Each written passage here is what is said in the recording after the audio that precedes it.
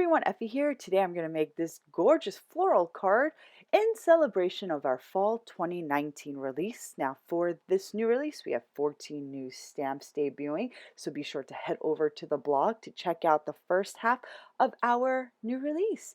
So for today's project, I'm going to watercolor the individual floral elements of our transformation stamp set using Tombow dual tip markers. I've already stamped these florals with our noir dye ink onto some lightweight watercolor paper. It's actually mixed media paper. It's lighter than the traditional 140-pound watercolor paper that I usually use. It's still the Canson brand. It's a light blue cover, but it's mixed media paper. It's lighter paper.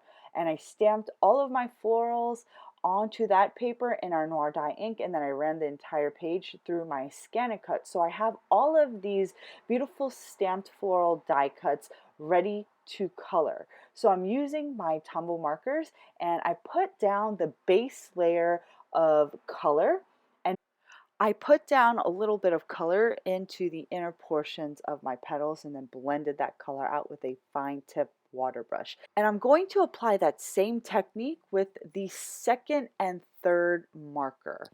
So I'm using number 845 for that mid-tone shade, and you can see I just put down a little bit of pigment in a few of the petals, blended that color out, then moved on to the next petals by repeating the process.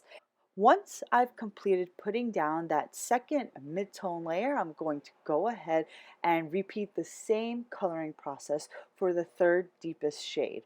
If you're new to coloring, you don't have to use all three markers to add the three shades. You can get away with just the one shade, but if you want to add more depth and interest, you can go ahead and practice your coloring by adding the different colors. Now I'm just going to take an N15 marker and just darken up that center of this floral to make sure that my lines are nice and crisp. And now I'm just going to add 2 shades of green to my leaves, and this floral is complete. This was the largest floral of the bunch, and it was a little bit more involved, but for the other 2 smaller flowers in my cluster, I only added one color to this smaller floral, just used the N60. I put down the pigment, blended it out, and I actually did this a few times with just the same marker, and I got some nice depth with just the single marker. I was happy with the results, and I colored a bunch of these in, but just for tutorial purposes, I am just showing you one each, and then I created the rest off camera. For this smaller violet floral, I added a base color of light purple. After I let the layer dry, I kind of went back and forth between the 2 smaller florals. I added more color and more shading. When I plan on creating my own custom floral arrangements, I always make sure that I create enough foliage pieces. So foliage meaning leaves and leaf clusters, because I find that I always need extra when I'm arranging my layout. For leaf and leaf clusters, when you add a sufficient amount to your work, it adds a beautiful fullness to your project that you don't really notice when you have it actually in your project. But if you don't have them, you notice the emptiness. So that's why I always create extra as I'm creating them. So here I have a bunch colored and cut.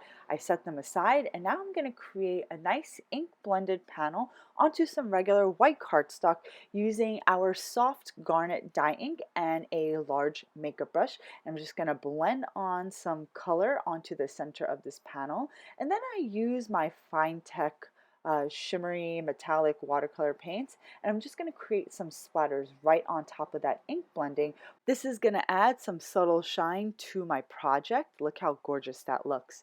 Now I'm going to start arranging my florals over that blended area. So I started off by adding a foam square in the center behind that large floral. You want to make sure you only add it to the center, not all around the edges of your florals, because then you have nowhere to tuck and nestle the rest of your cluster.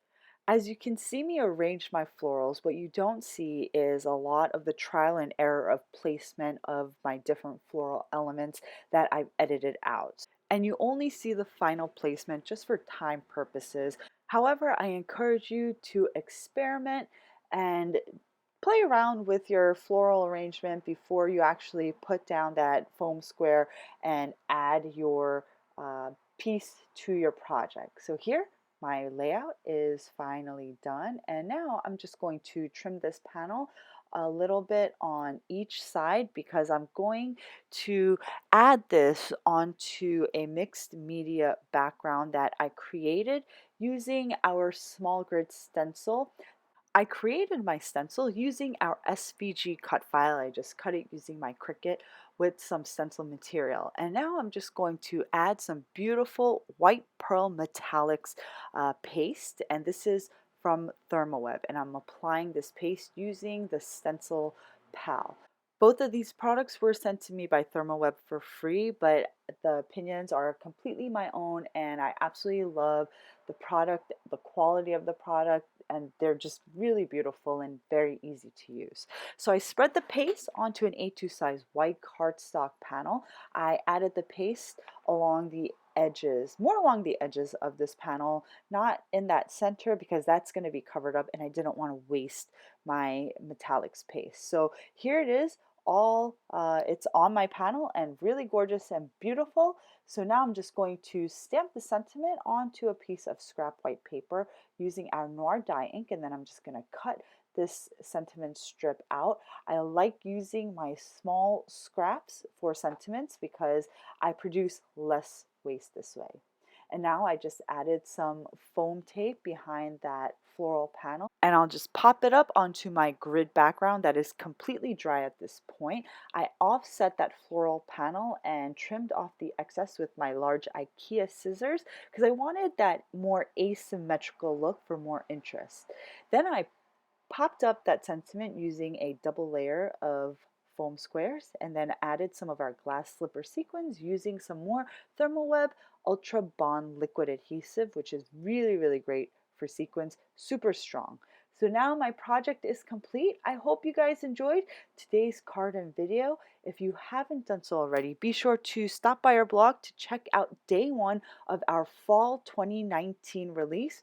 We have 14 new sets in total and 9 debuting today. So thanks for watching, guys. If you haven't done so already, be sure to subscribe to our YouTube channel because I update it on a weekly basis. Thanks for watching, guys. I'll see you next time.